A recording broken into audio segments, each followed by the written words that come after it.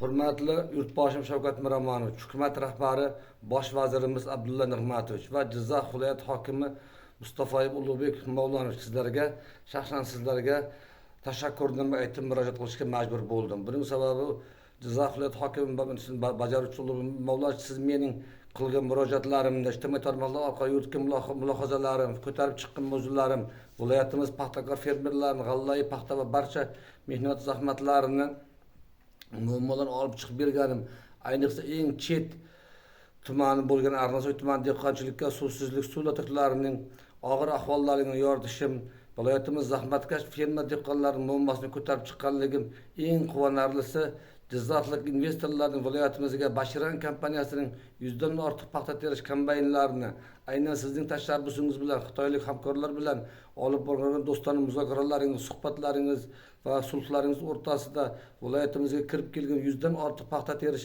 Bashiran kompaniyasi texnikalarini ushbu kunda paxta terishga shay bo'lib turgan holati bo'yicha ham olib borgan ijtimoiy tahlil chiqishlari hukumat rahbarlariga, shaxsan sizga hamda barcha viloyatimiz ahliga manzur bo'lgani o'laroq menga yuborgan sovg'a salomni shaxsan o'rinbosaringiz Ro'ziyev Zafar Sharopovich nomidan qabul qilib oldim. Ulug'bek Mavlonovich, menga nisbatan ishonch bildirib mukofotlaganingiz uchun kattadan katta rahmatlar aytaman. Kelgusida sizdan ishonchingizni yana ko'proq oqlayman. Yurtboshiga shaxsan sizga ko'proq xizmat qilaman. Jizzax xalqiga viloyatda ko'p xizmatlar qilaman. Oqni oq, qorani qoyada e'tirof etaman. Sizning yuborgan mukofotingizni olib boshim osmon va osmonlarga yetdi. Doimo sog' omon bo'ling. Viloyatimiz xalqiga qara xizmat qilib charchamang. Doimo el hurmatida bo'ling. Shuning uchun Ulug'bek Mavlonovich, ushbu kunda viloyatimiz paxtakorlarining katta xirmonlar ustida turganligini shaxsan hammamiz ko'rib e'tirof etib turibmiz. Shuning uchun men qo'limdan kelgancha Jizzax viloyati xalqiga, dehqonlar zahmatkash xalqiga, barcha aholisiga qo'limdan kelganicha o'z xizmatlarimni ayamayman.